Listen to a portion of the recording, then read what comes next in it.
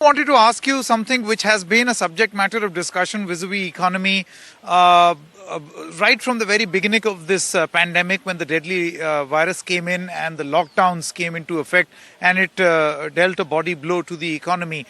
We were discussing about fixing supply or carrying out a supply side management, which is one arm of the economy, but a lot was spoken and said about demand.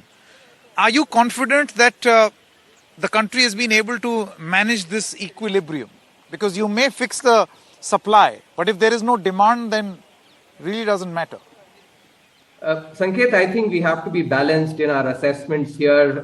I think one-sided assessments do not help, the narrative overall. Clearly, if you look at the GDP numbers, at the GST numbers, first of all, 1.31 lakh crore, and GST is a consumption-based tax. So clearly, you have to be, taking that into account, in imposing your questions as well. Consumption actually comes from demand, and I think now not only the government but several commentators are clearly conceding that India has been, these singular positive, in terms of very prudent management of both the demand and supply side. I will contrast with the shambolic performance that we had following the global financial crisis, when we had the triple whammy of very high current account deficit, very high inflation, double-digit inflation, for almost 18 months every month, and a very high fiscal deficit, 2.5 times at our peer economies, because we only did demand-side measures then. In contrast, now we've actually done both demand very prudently, taking into account the fact that we had limited fiscal space,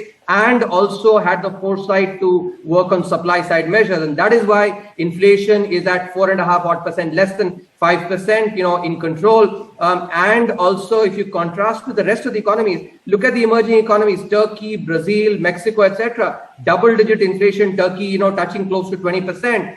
That illustrates, if we had only done demand side measures without supply side measures, this kind of a recovery with very strong macro fundamentals, inflation in control, current account is comfortable, and fiscal deficit less than that of peer economies, three most important parameters. So we've had very nice bounce back in growth with strong macro fundamentals, I think, which clearly illustrates how prudent policy has actually helped in this, and how we've been different both from the rest of the world now and compared to the very bad performance following the global financial crisis.